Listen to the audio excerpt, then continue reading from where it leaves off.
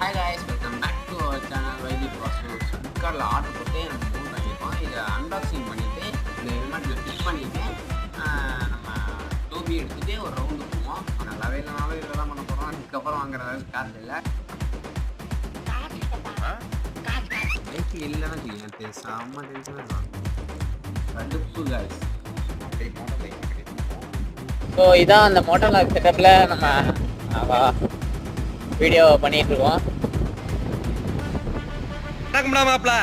தேனியிலிருந்து first time gloves போட்டு விட்றோமா, அதனால கரெக்டாக கிளச்சு பிடிச்சி இது கெட்ட வார்த்தையாக வருது. அப்படிதான் இருக்கு ப்ராடக்ட் கார்டு.